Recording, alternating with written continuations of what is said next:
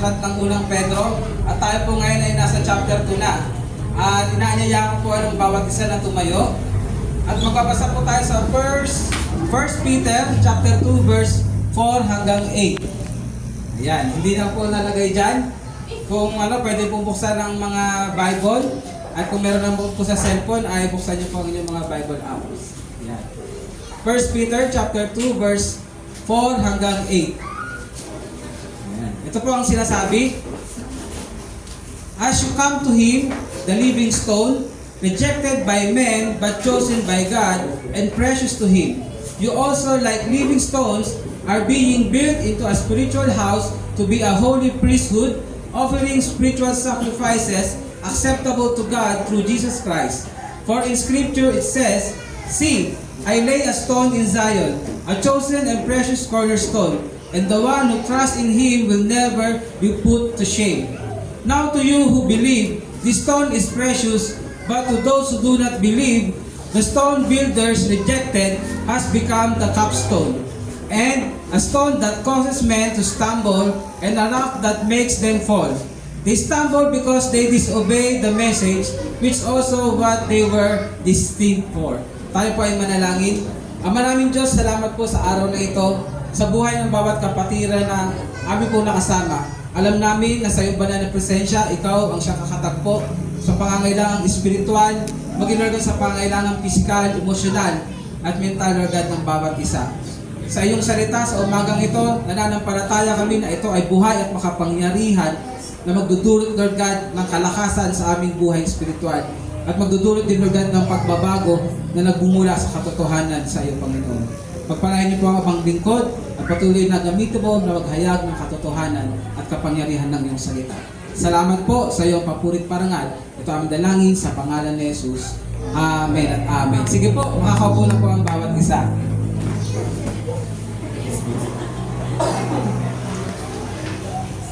Ayan. Siguro po, ang bawat sa dito ay pamilyar po. Pamilyar po sa isang, tawag doon sa isang bahay o building na ginagawa. Amen po ba? Nakakita na ba kayo ng building na ginawa o bahay? Amen. Ano po yung unang nilalagay? Pundasyon. Ayan. Kala ko sabi bubong. Ayan, kasi maulan. Ayan po, pundasyon, Pero alam niyo po, dito sa pag-aaralan natin ngayon, meron ditong mahalaga na part ng isang building o ng isang bahay na nilalagay. At itong bagay na to ay pinakamahalaga. Bakit? Kasi ito yung sinasabi na talagang pagsisimulan ng lahat. Amen po ba? Ibig sabihin, kapag yung isang bagay na to ay hindi na ilagay, kapag binuo yung isang structure, hindi magiging maganda o hindi magiging matibay. Amen po ba? At sabi nga po, ito ay tinutukoy na parang isang metaphor. Pag sinabi pong metaphor, ito po ay isang tao o isang bagay ay hinahatulad din sa isang bagay. Amen po ba? Ayan. So, ito ay metaphor na sinasabi na tumutukoy sa ating Panginoong Jesucristo. At wala pong iba yung word na yun kundi cornerstone. Sabi nyo nga po, cornerstone. Ayan. Sa word itself pala, makikita na natin tawag doon, may imagine na natin na cornerstone. So, bago yung stone, ano yung word? Corner. Saan po ba yung corner dito? Ilang corner meron dito? Hindi lang 4, madami, Pero kung titingnan natin, siya ay nasa corner. Amen po ba? Ibig sabihin, pag sinabing corner, itong lugar na to ay yung pinagsisimulan. Amen po ba? So, ang pagbagat po ng ating pag-aaralan ngayong umaga ay, basahin natin sabay-sabay, 1, 2, 3. Jesus, the cornerstone. Wow. Ang Panginoon, ang siyang cornerstone. So, may tanong dyan. Yan. What is a cornerstone? Yan. Alam po, napansin nyo dyan sa picture natin. Meron pong malaking, may malaking tipak ng bato. Hindi po yan actually sa gitna. Corner nga Kaso nga lang, siyempre, nilagay na sa gitna para ma-distinguish natin. So, kung makikita po natin, ito yung cornerstone. Amen po ba? Ayan, ibig sabihin, kung titingnan natin maigin, napakahalaga niya. Bakit nga ba? So, sige, may paliwanag tayong nilagay dyan. So, what is a cornerstone? Parang konteksto po, A cornerstone was the principal stone. Ibig sabihin siya yung pinakamahalagang bato. Amen? usually placed at the corner of an edifice. Ibig sabihin, building. Yan, malaking structure. Sabi po dyan, to guide the workers in their course. Ibig sabihin, ito yung parang kumbaga, yan yung magiging gabay. Para to sa mga workers, sa paggawa nila o sa pagpapatuloy nila pagbuo ng isang, tawag doon, isang struktura. So the cornerstone was usually one of the largest, the most solid, and the most carefully constructed of any in the edifice. No? Once the cornerstone was set, ito yung mahalaga. It became the basis for determining every measurement. Ito tayo magiging basihan ng bawat measurement ng mga susunod. Amen po ba? So, in the remaining construction, so everything was aligned to it. So, nakuha natin yung kahalagahan ng cornerstone. So, pag walang cornerstone, ang magiging gagawin ay hindi magiging tama ang sukat. Amen? Walang magiging gabay. Siguro ngayon, sa panahon ngayon, ang mga nagiging parang cornerstone na yung mga tinatawag nilang ano ba tawag doon? Yung mga poste. Yan yung pinagsisimula, tapos meron na ngayon yung mga hulog-hulog, di ba? Ayan. Pero noong unang panahon, yung cornerstone, ayun yung mahalaga. Amen po ba? So dahil nga doon, magsisimula ang lahat at kapag wala yon, hindi magiging matibay ang pagkakagawa sa isang structure. Amen po ba? So, ang pag-uusapan natin ngayon, si Jesus bilang cornerstone. Amen po. Sinabi nga doon sa binasa natin kanina, sige Kuya Renzi. Ayan. Sabi pa dyan, meron pa pala, no? In ancient construction, sabi na, the cornerstone was the first stone laid, carefully selected. Ayan. Gusto kong makita nyo rin yung word na carefully selected. Ang ginagamit na cornerstone, hindi ito basta-basta lang. Amen? Kasi kailangan matibay, ano daw po, kailangan malaki at kailangan solid. Amen po ba? Ibig sabihin, hindi ito basta-basta lang. Bakit daw? Kasi kailangan ba itong strength and precision. So, it was the point of reference for every other stone that would be placed around it. So, without a strong and true cornerstone, the structure would be unstable, crooked, and eventually collapse. Ayan. So, napakahalaga po ng cornerstone. Ibig sabihin, ang ating Panginoong Hesus ay mahalaga sa buhay natin. Amen. Mahalaga ba ang Panginoon sa buhay natin? Amen. Sabi nga po, bilang mga mananampalataya, meron tayong tawag doon, binubuong buhay. Amen po. Meron tayong tawag doon, may structure sa buhay natin na dapat mabuo. Pero, hindi ito mabubuo kung wala ang cornerstone. Amen? Sino dito yung may mga pangarap? Taas nga kamay na may mga pangarap. Taasan nyo na. Librihan daw pangarap. Ayan, ano? Sino rito yung tawag doon, yung gustong lumago sa Panginoon, sa relationship sa Panginoon? Taas kamay. Yan. Alam nyo po, maganda ang lahat ng yan. Hindi sinasabing mali yan. Kaso nga lang, maaari kasing maging mali ang structure kapag wala ang cornerstone. Kapag wala si Kristo. Amen po ba?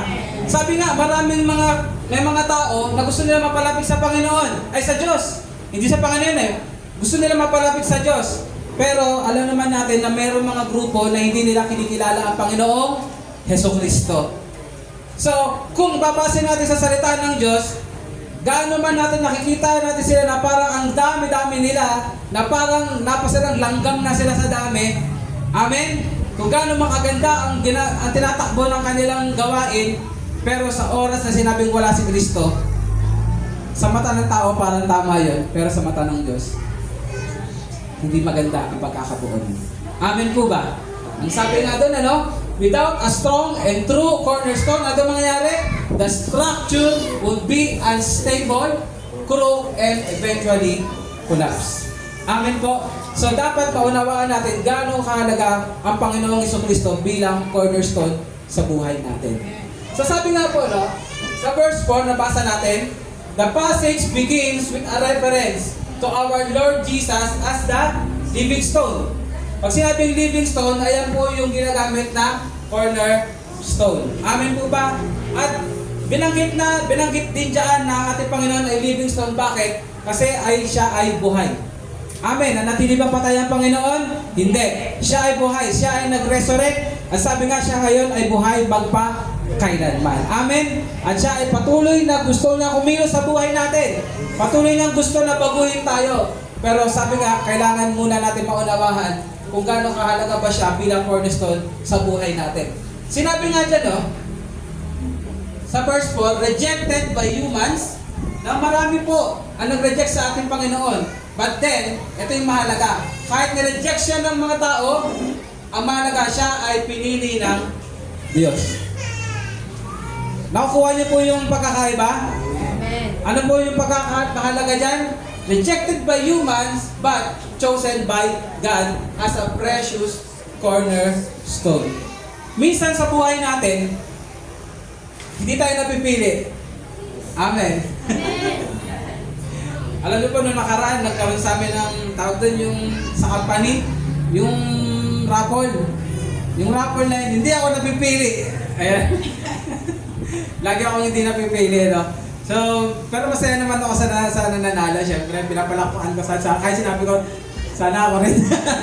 Pero alam niyo po yun, minsan, ang mga tao, dire-reject tayo. Amen? Ang mga tao, minsan, pinag-iisipan pa kung pasado tayo o hindi. Amen po ba? Pero alam niyo po, ang mahalaga kasi, kahit i-reject ka ng tao, pero ang mahalaga ang Diyos ang pumili sa iyo. Amen. Amen po ba? Amen. Sa buhay ng ating Panginoong Hesus, siya ay nireject ng mga tao. Sinabi nga po doon, maraming istorya dito, makikita natin, na ang kapanganakan ng Panginoong Hesus ay nagdulot ng kagalakan sa iba. Tama po ba? Pero alam niyo po ba, sa buhay naman ng iba, ito ay hindi nagdulot ng kagalakan. Ito ay nagdulot sa kanila ng pangamba. Bakit? Kasi para sa kanila, ang kapanganakan ng Panginoong Hesus ay threat sa kanila. At isa po sa nakaranas nito ay si Herodes. Amen? Alam niyo naman po yung istorya natin pag Kapaskuhan. Di ba? Dumating ang tatlong pag may nagsabi ng hari, kukurutin ko. Tatlong pantas. Ayan. Sila ay mga wise men, hindi sila actually hari. Amen? Ewan ko pa, kaya pag makakatawa, Pasko ay sumapit. Diba? May tatlong, ayan, pantas na sinasabi ko, may tatlong pantas na sila. Parang hindi man bagay, pero yun ang tama eh. So, nung dumating yung tatlong pantas, di ba, una silang dumating kay Haring Herodes. Amen? Masaya yung tatlong, wise men, Pero si Haring Herodes, alam niyo po ba, ang naramdaman niya ay pangamba. Bakit? Kasi sabi niya, kapanganak ng hari. Ibig sabihin, para sa kanya, ang kapanganakan ni Jesucristo ay magtatanggal sa kanya sa pwesto. Amen? Kaya naman, sinabi nito sa salita ng Lord, siya, ang ating Panginoong Hesus, ay rejected by humans. Bakit nga ba nire-reject siya ng humans? Katulad ni Haring Herodes, maraming tao, ang gusto nila, sila ang umupo sa trono ng buhay nila. Kaya nga, sa ating mga tumanggap sa Panginoon, sabi dito, we are blessed. Amen? Ang kapanganakan ng Panginoong Hesus ay isang paraan para tayo ay i-rise up. Pero alam niyo po ba, sa mga taong ayaw sa Panginoong Hesus dahil gusto nila silang masunod, ang Panginoong Hesus ay stumbling stone sa kanila. Ibig sabihin, isang bato na nakaharang sa harap nila na kailangan nilang pangambahan. Amen? So sa buhay natin, sinasabi rin dito sa pinag-aaralan natin, tinatawag din tayo mga living stones. Amen? Ayun ang maganda rin eh. Kung ang ating Panginoon ay tinatawag na living stones, tayo din ay tinatawag na living stones. Kaya naman, dumarating din sa buhay natin, we are also being rejected. Amen? But then, huwag kang mag-alala. Sabi mo sa katabi mo, huwag kang mag-alala. Kasi ang panghawakan mo, sige sabi mo, ang panghawakan mo ay pinili ka ng Diyos. Kaya ipagpatuloy mo ang pinapagawa ng Diyos kahit i-reject ka man ng maraming tao. Amen? Palakpakan natin ng Lord. Ayun yung mahalaga. Kaya yung word na yan, na sinasabi niya, rejected by humans, but chosen by God as precious cornerstone, panghawakan natin yan bilang mga anak ng Diyos. Amen po ba? Sabi nga kung anong nararamdaman o naranasan ng Panginoon, ay hindi po pwedeng hindi rin natin maranasan. Amen? Pero balik tayo ngayon. Bakit nga ba kailangan natin maunawaan o ano nga ba ang kahalagahan na sa ang Panginoon Jesus ay cornerstone ng ating buhay? Bakit nga ba sinabi na pinagpala ang mga taong nanampalataya at tumanggap sa Panginoong Jesus bilang cornerstone nila? So ito yung pag-aaralan natin ngayon. Ready na po ba ang bawat isa? Ayan. So para hindi po tayo matagal, tayo po ay magtuloy-tuloy na. Ayan. Sige. Sabi mo nga sa katabi mo, huwag mo kong guluhin ha. Nakikinig ako. Pero pag natulog ako, gisingin mo ako. Ayan. Sige po, tuloy-tuloy tayo. Unang bagay na kailangan natin maunawaan, Jesus as the cornerstone. Ito po. Because He is ano po? The foundation of our faith. Ang Panginoong Jesucristo ang po siyang foundation ng ating pananampalataya. Amen po ba? Amen. Kaya nga sinasabi lagi sa salita ng Diyos, hindi mo mapaparangalan ang Ama kung hindi mo paparangalan ang Anak. Walang sino man na makapagsabi na kinikilala ko ang Diyos, pero si Jesus, hindi. Amen po ba? Ano sinasabi sa Biblia? Ito ay hindi tamang pananampalataya. Amen. Hindi ko sinasabi na pinapatamaan ko ang iba, pero tuloy-tuloy po tayo sa katotohanan ng salita ng Diyos. Ang sino mang hindi kumilala sa ating Panginoong Hesus, mali ang kanilang pananampalataya ayon sa salita ng Diyos na ating pinanghahawakan. Malinaw po ba yun? Ayan. Sabi nga po, ang Panginoong Hesus bilang cornerstone, siya ang foundation ng ating pananampalataya. At sino ba ang ginamit ng Diyos para tayo magkaroon ng daan sa kaligtasan? Ang Panginoong Jesucristo. Sino ba ang napatay sa krus ng Kalbaryo para bayaran natin mga kasalanan at tubusin tayo? Ang Panginoong Jesucristo. At sinabi doon sa salita sa John 14 verse 6, sino ang daan, ang katotohanan at ang buhay? Ang Panginoong Jesucristo. Ibig sabihin, kung ang pananampalataya mo ang hindi nagsisimula sa Panginoong Jesucristo, mali ang pagbuo mo ng pananampalataya mo. Amen po ba? Kaya naman, kailangan natin maunawaan, mahalaga na si Jesus ang cornerstone sa ating buhay because He is the foundation of our faith. Sabi nga po, He is the foundation upon which we stand. Amen po ba? Tayo ay nakatayo dahil Siya ang bato. Amen. Sino dito yung nakakaalala ng istorya doon sa nagtayo ng bahay sa buhanginan at sa batuhan? Ano yung nangyari doon sa nagtayo ng bahay sa buhanginan? Nung dumating ang tubig at ang halon at ang hangin, ano nangyari? Nasira ang bahay. Amen? Pero ang nagtayo ng bahay doon sa batuhan, nanatiling matatag. Amen po ba? Ibig sabihin, tayo ngayon ay nakatayo sa matatag na bato. Amen? At ang batong iyon ay ang ating Panginoong Jesucristo. Sabi nga He is the one who supports and strengthens us as individuals and as a community. Mga kapatid, kaya tayo nakakasustain sa problema, kaya tayo nakakasustain sa anumang hirap ng buhay. Amen? Ito ay dahil ang Panginoon na nagsusuporta sa atin. Dahil ang Panginoon ang siyang nagpapalakas sa atin. Amen? Individually and as a community of believers. Kaya mahalaga na ang Panginoon ang siyang ating pundasyon. Bakit? Kasi through Christ, ano sinasabi doon? He is the one who gives us strength. Amen. Pwede bang palakpak sa Panginoon? Hallelujah. Kaya nga po sinasabi doon, without Jesus, our faith would have no firm ground. Kapag hindi si Jesus ang pananampalataya mo, madali kang malalanse. Alam niyo yung malalanse? Manluloko.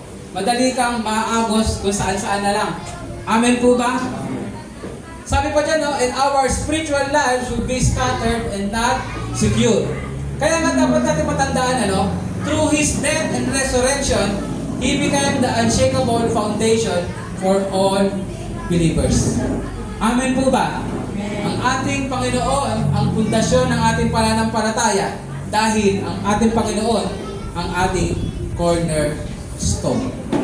Amen po. Malinaw po ba ang bagay na yan? Sa buhay natin, ang pananampalataya natin ay nagsisimula at nagtatapos sa ating Panginoong Jesucristo. Amen. Walang ibang katabihan ha. Walang ibang kasama yan. Ibig sabihin, solely sa ating Panginoong Jesucristo. Malinaw? Ayan. So, meron pang kasunod dyan. Just as a building cannot stand without a solid cornerstone, Sabi dyan, no? Ano daw po? We cannot live a victorious Christian life without Jesus Christ as our foundation. Amen. Sino dito yung gusto maging matagumpay sa buhay Kristiyano? Lagi mong pangawakan si Kristo sa buhay mo. Amen. Alam niyo po, ako si Pastor Tahimik lang.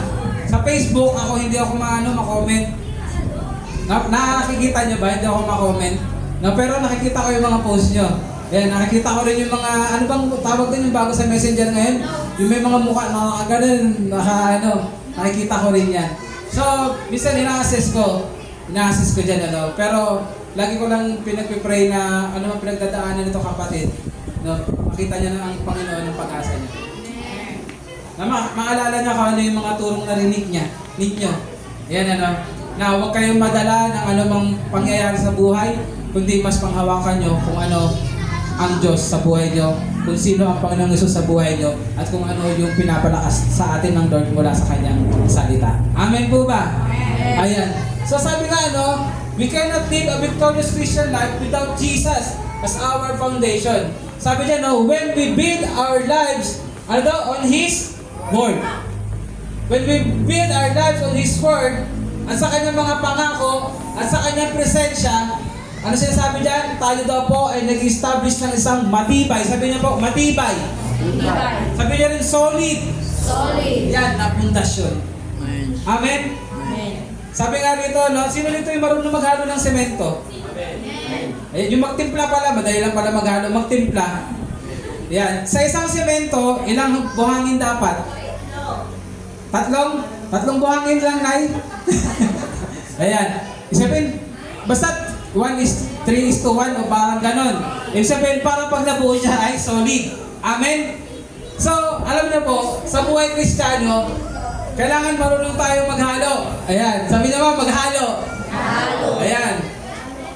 Paano natin nahaluin? Ano daw yun? Ano yung ilalagay mo sa buhay mo? Dapat daw ang buhay mo ay nilalagyan mo ng salita ng Lord. Amen? Pinangahawakan mo ang mga pangako ng Diyos. Amen? At masaya ka sa presensya ng Lord. Amen. Kaya naman, sigurado, mabubuo sa iyo ang isang, firm foundation. Sino dito yung gusto ng firm foundation? Amen. Nalaman niyo na yung halo. Salita ng Diyos, pangako ng Diyos, at presensya ng Diyos. Amen po ba? Amen. Malinaw, palakpakan natin ng Lord. Bakit? Ang tanong ngayon, bakit ba kailangan ng firm foundation? Kasi nga, ayon sa gusto natin, meron yung tinatawag na storms of life. Alam niyo po, buti nga yung bagyo. Yung literal na bagyo, nakakapaghanda tayo eh. Tama ba? Na-announce pa ng Pag-asa, na-announce ng mga news. Pero yung storms of life, nakakapaghanda ka ba? Hindi mo alam kung kailan darating. Pero okay lang yun. Ang mahalaga, meron kang firm foundation. Lagi kang nasa piling ng Panginoon, nag-engage ka sa salita niya, pinanghawakan mo ang mga promises niya, at nandoon ka lagi sa presensya ng Diyos. Kahit dumating man anong oras, anong panahon, ang storms of life, kapatid, mananatili kang nakatayo at matatag. Amen po ba? Amen. Yun yung kahalagahan na ang ating Panginoon, ang ating firm foundation. Kaya nga dahil doon, hindi tayo magagapi. Amen. Hindi niya tayo i-fail kahit kailan. Ang Diyos ba natin ay talunan? Hindi. Kaya naman sinasabi lagi, manatili ka doon sa nagtagumpay na. Sabi nga minsan sa basketball, doon tayo, pag dati kami nung nagpa-basketball pa ako, tinitingnan ko muna kung sino yung magaling mag-shoot. Ayan, kung sino yung malakas mag-rebound. Tapos pipiliin ko pili na ng kampe, lalapit ako doon. Amen? Kasi yun yung magaling, mananalo kami. Tama? Pero minsan, akala ko pag sa tao, kahit magaling, panalo lagi, hindi, natatalo pa rin kami.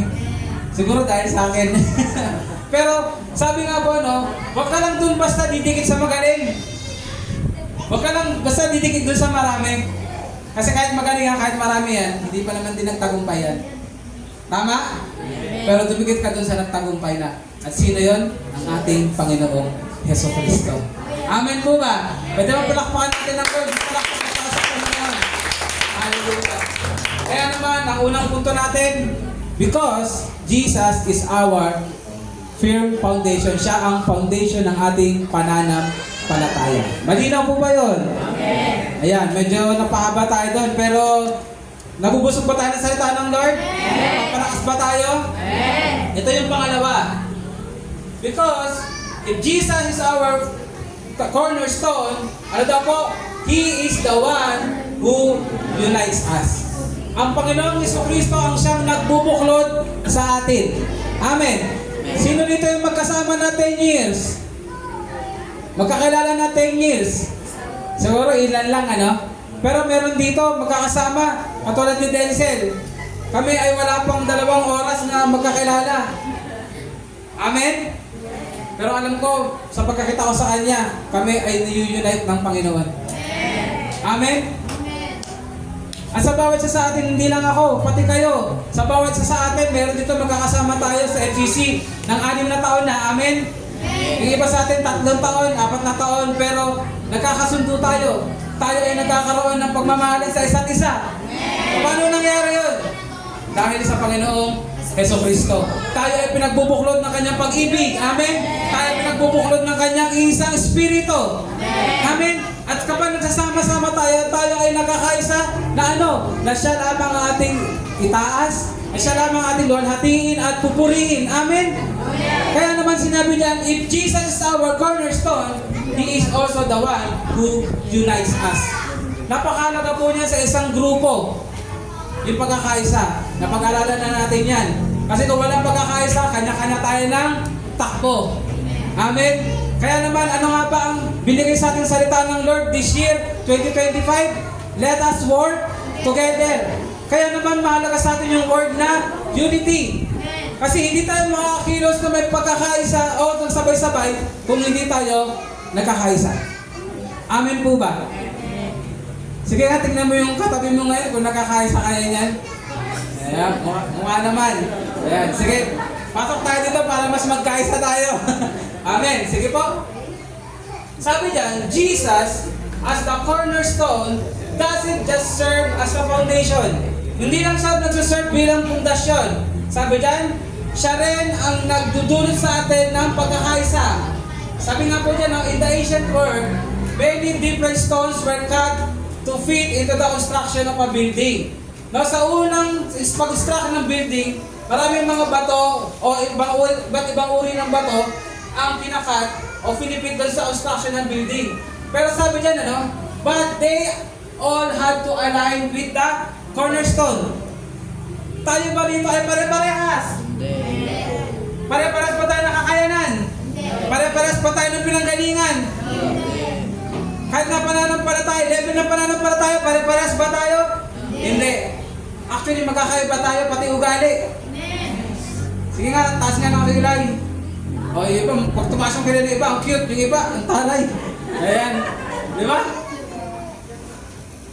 Pero sinabi dyan, ano, yung mga bato na yun na kinukuha sa iba't ibang lugar, na tawag na iba-iba ng sukat, iba-iba ng tatag, pero lahat ng yan ay nagiging kagamit-gamit. Sabi niyo nga po, kagamit-gamit. Bakit? Kasi lahat sila ay ina-align sa cornerstone. Mga kapatid, nakalala niyo ba yung tinuturo na tayo ay bahagi ng katawan ni Kristo? Sino ang ulo? Ang Panginoon. Amen? At tayo ay bahagi ng katawan. Ibig sabihin, meron sa ating iba na ginagamit bilang kamay. Meron sa ating ginagamit bilang mga mata. May ginagamit bilang bibig. May ginagamit bilang paa. Iba-iba ng katawagan sa atin. Amen? Pero isipin na lang natin kung walang ulo. Kumikilos ang kamay, walang ulo. Pupunta doon yung kamay. Yung paa dito. Nakakapit, dito tayo. Hindi. Walang pagkakaisa. As yung bibig naman ngayon, yung mata. No? Dito gusto, yung bibig. Ang ingay. Amen? Isipin na lang natin kung wala yung cornerstone, yung building na lang ginagawa ay masisira. Bakit? Kasi nga dahil sa pagkakaiba-iba. Amen? Yung word na yung pagkakaiba-iba ay kailangan natin maunawaan na hindi yung disadvantage. Actually, kahit magkakaiba-iba, pero kapag pinagsama-sama, no? At naidikit doon sa cornerstone, ang pagkakaiba-iba natin ay magiging, tawag doon, magagamit para mabuo ang isang magandang templo ng Diyos. Amen po ba? Amen. Kaya naman, kaya na tayo nagiging mahalaga eh. Bakit? Kasi dahil sa cornerstone. Kaya tayo nagkakaroon ng purpose dahil sa cornerstone. Kaya naman tayo ay nagagamit dahil sa cornerstone. Pero ano ang unang dapat mangyari? Dapat ma-align tayo sa ating Panginoong Jesucristo. Malinaw po ba yun? Amen. Kaya nga sinasabi kanina, bakit nga ba ito nagiging parang stumbling stone sa iba? Kasi ang katotohanan, ayaw nilang dumikit sa Panginoong Jesucristo. Bakit? Kasi alam nila na kapag dumikit ka sa Panginoong Jesucristo, kailangan yung buhay mo i-align mo sa Panginoon. Amen. Kaya naman ang iba nahihirapan kasi ang totoo, gusto nila sila pa rin ang masunod sa buhay nila. Kaso nga lang, pag tayo nasusunod sa buhay natin, ano ang nangyayari? Nag-fail tayo. Minsan, sasabihin natin, nagkatagumpay, pero yung tagumpay mo, pansamantala lang. Yung yaman mo, yung mayaman ka, pansamantala lang. Pag dito lang sa mundo, alam niyo po yung nangyari ngayon sa California? Amen? Yun sa may Hollywood. Kapag in-assess niyo po yung mga bahay na nasunog doon, 23 million, hindi peso yun ha, dollars. Yan, ganda pa lang dollars. Yan. Pero ano na siya ngayon? Abo. Abo na. Wala na. Hindi lang basta isang bahay. Mga kapatid, manood kayo, ang laki ng tinupok ng Napoli. Ano yung nangyari doon? Sinabi nila, yung lugar na yon, ang malungkot, sinasabi nila, pinagmamalaki nila that they are godless people. Bakit? Pinangahawakan nila, mayaman sila eh. Hindi nila kailangan ng Diyos kasi may pera sila eh. Pero hindi naman natin sinasabi na ginusto ng Lord na masunod yung lugar na yun. Pero ito lang sasabihin ko, nagkaroon ng pagkakataon ang kalaban na pumasok sa kanila. Bakit? Kasi walang protection ng Diyos. Amen? Hindi kasi kinikilala nila ang Diyos. Ano na ngayon yung pera nila? Ano na ngayon yung pinangahawakan nilang magagandang bahay, sasakyan? Abo na. Kapatid, sa buhay natin, ano man ang marating mo, pero pag wala si Jesus bilang cornerstone mo, matutulad ka sa mga bagay dito sa mundo na saglit lang. Kayang sirain ng anumang mga tawag doon, ng kalawang, ng mga naninira. Amen po ba? Amen. Huwag mong pangawakan yun, huwag natin ipagmataas yun. Kasi walang purpose yun kung hindi yun nakadikit sa ating Panginoong Jesucristo. Amen? Malinaw po ba yun? Hindi ko sinasabing matuwa tayo sa kanila, nangyari sa kanila, hindi. Sabi nga, let us continue to pray for them. Hindi lang basta dahil i-comfort sila, kundi makilala nila ang Panginoon sa pangyayaring iyon. Amen po ba? Sa lugar ngayon ng California na yun, alam ko ang nangyari. Ang mga Kristiyano doon, inaabot talaga nila yung mga tao na yun. Bakit? Kasi sila ngayon ay nasa pinaka-mababang posisyon ng buhay nila. Kung saan sila ay vulnerable sila ngayon at open sila sa salita ng Diyos. Ganun talaga minsan, no? Minsan pag mataas tayo, sabi nga, no, ang nagmamataas ay binababa. Bakit? Kasi walang ibang daan patungo pataas kundi sa baba. Amen? Walang ibang paraan para katagpuin ka ng Panginoon kundi ay ikaw ay magpakumbaba. Kaya naman, ganoon ka lang ang pagmamahal ng Diyos sa bawat isa. Anumang sitwasyon mo, anumang kalagayan mo, aabutin ka ng Lord basta nagpakumbaba ka. Amen? Kaya sa buhay nila, alam ko, ang Lord, kumakatok na. Nananampalataya ako, marami na ngayon sa mga nagmamataas, nagpakumbaba na. Marami ngayon na kumikilala na sa kapangyarihan ng Diyos. Marami na ngayon na kumikilala sa Panginoong Jesucristo na sinasabi nila, ang ano man dito sa mundo ay pansamantala lamang. Amen? So, ganun po kahalaga. Kaya naman sabi niya na, we need to align ourselves to the cornerstone. Sabi niya na, similarly in the church. Yan. Sabi nga na, we are all unique. Ayan. With diverse backgrounds, different gifts and experiences. But in Christ, we are all aligned. Ano daw po? Basahin natin dito. 1, 2, 3. One body, united in His name. Hindi sa pangalan ni Pastor. Hindi sa pangalan ng FCC San Jose. Hindi sa pangalan ng PGCAG. Kundi sa pangalan ng ating Panginoong Jesucristo. Amen po ba? Wala tayo pang tinataas kundi sa ating Panginoon. Palakpakan natin ng Lord. Hallelujah. Ang lahat ng ito ay dahil sa Panginoong Jesucristo. Because He is the one who unites us. Hallelujah. Sige po. Next pa. Yan. Jesus has broken down the barriers that once divided us. Dahil ang ating Panginoon ang cornerstone, ang ginagawa ng Panginoon, binawasak niya ang anumang mga bagay na humaharang sa atin. Amen po ba? Sabi niya, whether Jew or Gentile, slave or free, rich or poor, we are united in Christ as members of God's household. Amen po ba? Sabi nga dito sa lugar na to, pag tayo ay nagtitipon-tipon, wala namang doktor dito. Ibig sabihin, wala dito yung doktor. Wala rito yung professional. Amen? Pag nagsasama-sama tayo dito, lahat tayo pantay-pantay. Amen po ba? Hindi natin dito sinasabi, malaki sweldo nito, dito ka sa harap umupo. Medyo butas yung damit, doon ka sa likod. Hindi ganun. Lahat tayo dito, pantay-pantay. Lahat tayo tinanggap ng Diyos. Lahat tayo ay dahil sa biyaya lamang ng Diyos. Amen po ba? Kaya naman tayo ngayon ay nagkakaisa. Bakit? Ito yung katotohanan. Lahat tayo nandito because of God's grace and mercy. Amen po ba? Praise God. Thank you, Lord.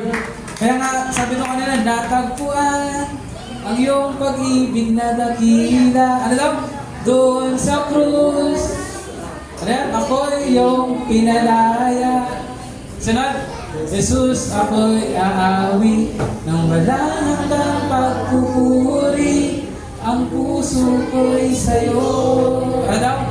Iaalay. Ano yung iaalay? Puso. Hindi yung ang karir ko'y sa'yo. Ang bulsa ko'y sa'yo. Hindi eh.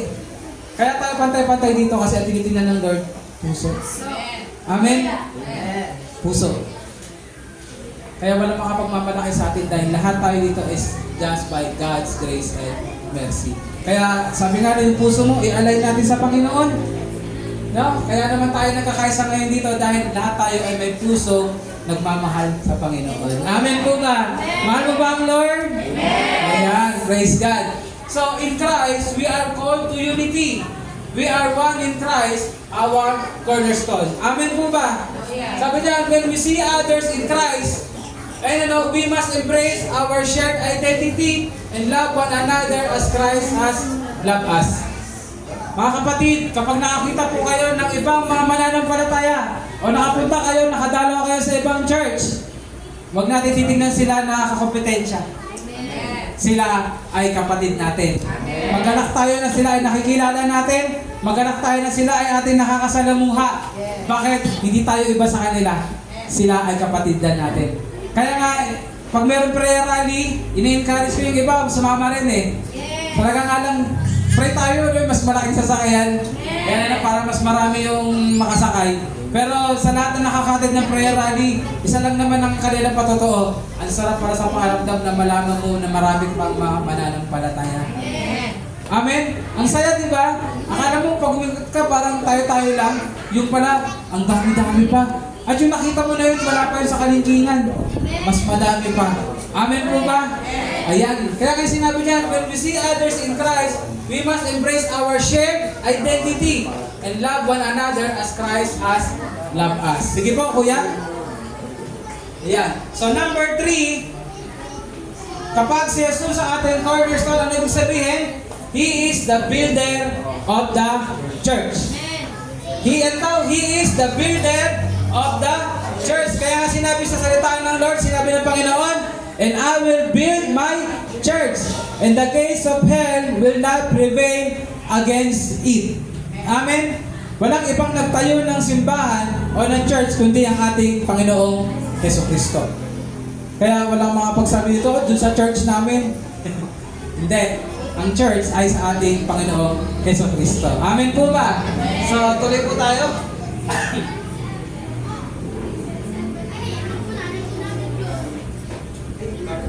Ito tandaan natin. Mga kapatid, tingin po kayo Itong gawain natin sa FCC San Jose, it is our prayer na lagpasan pa tayo nito. Amen po ba? Hindi dapat natin iniisip na halimbawa si pastor nilipat na sa ibang lugar, ay wala na yung gawain, hindi na magtutuloy. Hindi po ganon. Amen. Hindi ko naman sinabi nga alis ako. Hindi natin alam kung anong plano ng Lord. Amen? O kapag may isang sinabi na isang kapatiran natin biglang umalis, ay ayoko nang umatin dyan. Kasi yung masaya ko lagi makita, wala na. Amen? Hindi. Dapat ang nakikita mo dito, ang Panginoong Jesucristo. Para dumating man ang isang tao at umalis, mananatili ka. Amen po ba? Anong ibig sabihin? Kasi sinabi dyan, not only Jesus is the cornerstone of individual believers in our lives, but He is also the cornerstone of the church. Minsan po, nagkakaroon po ng problema sa isang iglesia kapag ang tinitingnan ng builder ay yung pastor. O yung mismong pastor, iniisip niya na sa kanya yung iglesia. Kaya nga po, di ba, nagkaroon ng problema yung mga mananampalataya sa panahon ni Apostol Pablo. Sinasabi ng iba, doon kami kay Apollo. Kaya doon kami kay Pablo. Amen? Pero sinabi ni Pablo sa kanila, nagkakamali sila. Bakit? Kasi ang iglesia ang nagtatag ay ang Panginoon. Ano sinabi niya? Si Apollo, o balikan natin, si Pablo nagtanim, si Apollo ang nagdilig, pero sino nagpapalago? Ang Panginoong Jesucristo. Amen? Kahit anong gawin ng isang tao na magtanim, kahit anong gawin ng isang tao na magdilig, kung hindi yan itinatatag ng Panginoon, hindi yan mabubuo. Amen po ba? Ganun po ang iglesia. Kung hindi pinalalo ng Diyos na patayo ang FCC San Jose, walang matatayong FC San Jose kahit pumunta pa si pastor dito. Kahit pumunta pa kahit sino dito. Amen? Bakit? Kasi ang Panginoong Hesus ang church builder. Amen po ba? Amen. Ibig sabihin, kapatid, sa pagpunta mo rito, ang number one na dahilan ay dahil mahal mo ang Panginoong Jesucristo. At siya ang nais mo makatagpo. Amen. Excited ka na makita ang Panginoon. Kaya nga sabi dyan, sa Ephesians 2 verse 21, sinabi ni Paul, in Him, the whole building is joined together and rises to become a holy temple in the Lord. Amen po ba? Kaya nga kahit ang iglesia, itong kapulungan natin, nakabatay pa rin ang lahat ng ginagawa natin dito sa pinag-uutos ng ating Panginoong Jesucristo. Amen po ba? Kasi kung sa kagustuhan lamang ng tao, delikado po tayo. Kung kakagustuhan o sa kaalaman lang ng isang tao, delikado po tayo. Kailangan po ang lahat, ang Panginoon, ang pinagmumulan kung ano ang itatayo. Amen po ba? Halimbawa, ganito lang, bigyan ko kayo ng example. Sino rito ang gusto magpatayo ng bahay? Taas kamay. Ilang floor? Dalawa. Mangarap na kayo.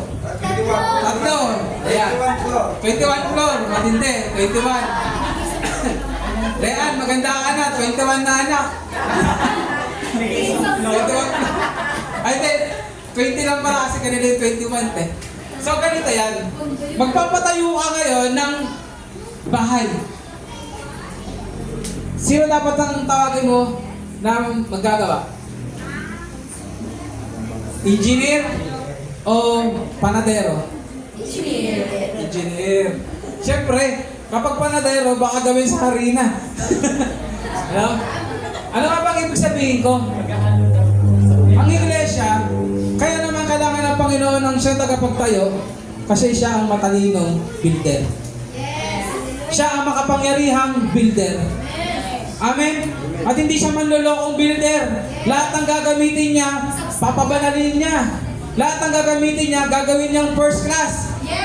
Amen? Amen po ba? Kaya naman matibay yan. Kaya kung tao lang maglalagay niyan, magkagawa niyan, sa kagustuhan ng tao, ang gusto niyan, dumami pera, dumami pera. Ako sambahin ng tao, ako kilalanin ng tao. Kaya naman pag namatay na yung leader na yun, wala na. Kaya naman kapag yung tao na yun na-fall, wala na. Amen po ba? Kapag yung tao na yun na-fail, kaya nga sa isang church, lagi natin tatandaan, let us fix our eyes on Jesus. Amen po ba? Para hindi ka madaling ma-stumble, hindi ka madaling huminto. Bakit? Kasi ang Panginoong Jesucristo dapat ang nakikita mong leader ng church. Amen po ba? Kaya naman siya ngayon ang gagawin mong standard para tingnan mo ang mga leaders na tumatayo. Amen po ba? Nakukuha natin, huwag natin ipagkatiwala sa tao ang namang meron tayo. ipagkatiwala natin sa Diyos. Dahil kapag ang Diyos ang nagtayo niyan sa buhay mo, sigurado matinding construction yan. Amen po ba? Walang makakagapi sa iyong buhay. Palakpakan natin ang Lord. Hallelujah. Sige po. Para malapit na tayo matapos. Ayan. Para kayo na pa sinasabi mo. Ayan. So the church, God's people, is being built up into, ano daw po? A holy temple. Alam mo ba yon na ikaw ay ginagawang holy temple ng Lord? Amen. Na ang banal na Espiritu Santo ay nananahan sa'yo. Amen. Hallelujah. So a place where God's presence dwells by His Spirit. So sabi niyan, as living stones, we are being shaped. Ano daw po? Shaped and fitted together by God. Sino rito yung nakakaranas na siya ay hinuhubog ng Diyos? Amen. Masaya ba? Amen. Masakit din? Masakit din, di ba? Di ba? Pero okay lang yun. Kasi, pinipit ka nga ng Lord eh. Ibig sabihin, kung ikaw ay hindi huhubugin ng Lord, hindi ka magiging kagamit-gamit. Amen po ba? Kaya mahalaga na ikaw ay nagpapahubog sa Panginoon. Yung tinatawag, anong tawag natin doon mga kapatid? 1, 2, 3. Christ likeness. Sabi niyo nga po rin, Christ likeness. Kaya mahalaga sa atin yun. Sabi nga daw, we are not passive in this process. Kailangan daw hindi natin binabaliwala yung proseso na ginagawa ng Lord para i-fit tayo doon sa kanyang temple. Amen? So we are to be active participants, allowing the Holy Spirit to work within us to transform us in the image of Christ. Amen? Amen. Lagi natin sinasabi yan na ang gawain ng banal na Espiritu Santo ay utawid ng ating buhay. Pero mga kapatid, paulit-ulit din sasabihin, kung hindi tayo magpapaturo, hindi tayo mababago. Amen. Amen. Ang ating Diyos, alam niyo, napakabuti na ating Lord eh. Hindi siya katulad natin mga magulang minsan. Sino ito yung mga parents? Di ba minsan pag may gusto tayong gawin ng bata, talagang kinukurot natin eh. O kaya, paano? Gawin mo yun. Eh kung ganun din kaya ang Diyos sa atin, eh, ilang beses bang matigas ang ulo natin? Pero salamat, no? Grabe yung about ng Lord natin. Amen? Sabi, abounding in love. Pero, kapatid, kapag hindi ka marunong sumunod, ang totoo, ikaw din ang lugi.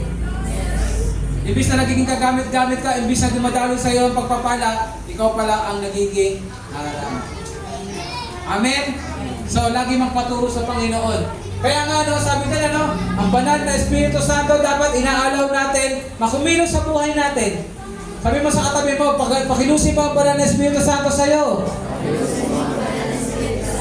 Sige, maging intentional ka, sabihin mo. Yan. Bakit? Kasi hindi tayo matatransform kung hindi kikilos ang banal na Espiritu sa atin. Amen po ba? Sige nga, si Pastor ay magtanong eh. Sino rito yung alam natin mayroon pang kailangan baguhin sa ugali natin? Ayan. Ang Holy Spirit lang ang makakapagbago niyan kapag inalaw mo. Amen po ba? Ayan. So this year 2025, let us work together. Ganun din, let us work together with the Holy Spirit. Amen po ba? Kumilos tayo ng kasama ang banal na Espiritu Santo. Hayaan natin siyang kumilos sa buhay natin at baguhin kung ano ang dapat baguhin sa buhay natin. Amen!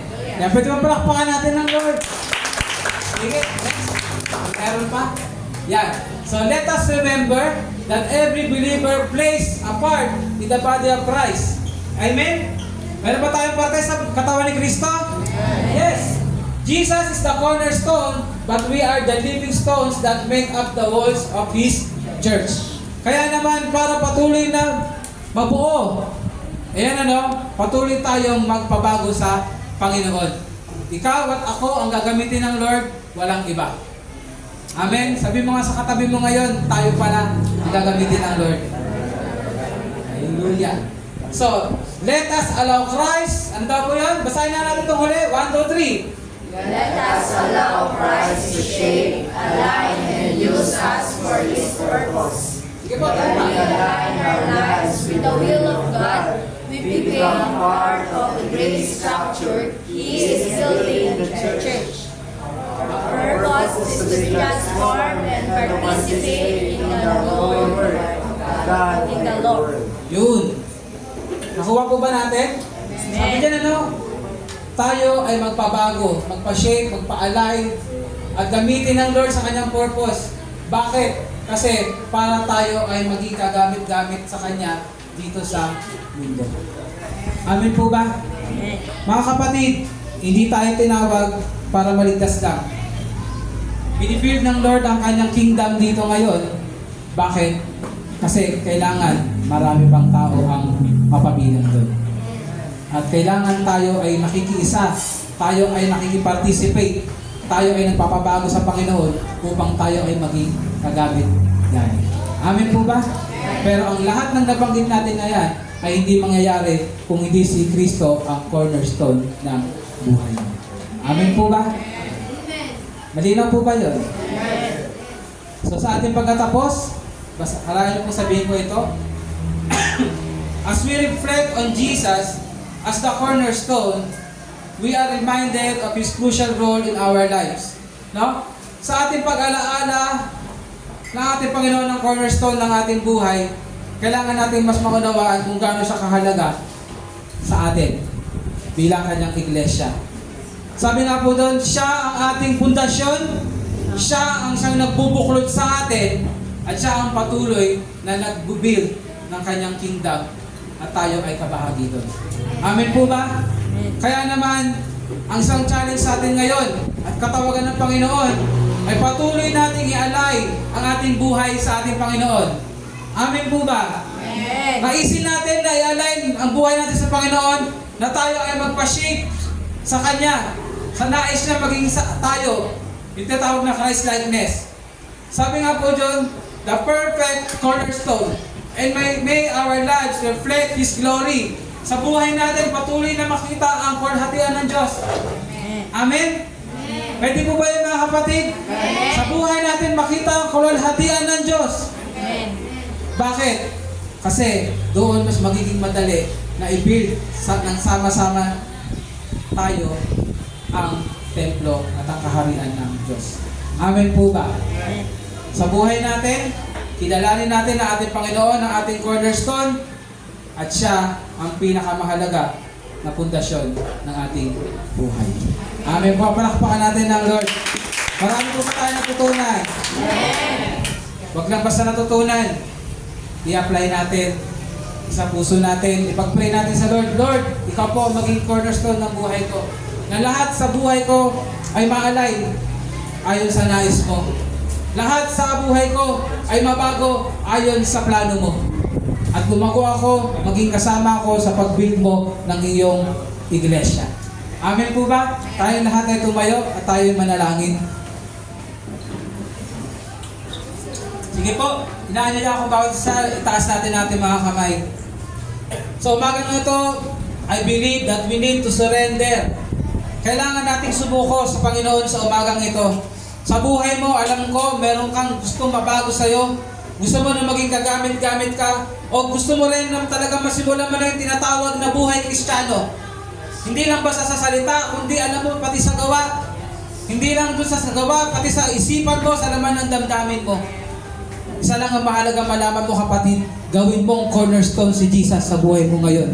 Na siya maging mahalagang bahagi ng kayong buhay. Na lahat ng magsisimulan ay sa Kanya. Lahat ay ma-align galing sa Kanya. Hallelujah.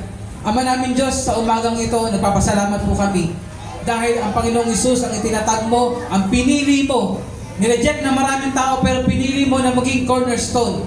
Dahil Lord God, siya ang perfectong bato na kailangan namin Lord God tungtungan, na kailangan ng pagsimulan ng aming buhay. Na aming pananampalataya, na siyang nag-unite sa amin at siya ang patuloy na nagbibuild ng kanyang kingdom, ng kanyang church sa aming mga buhay.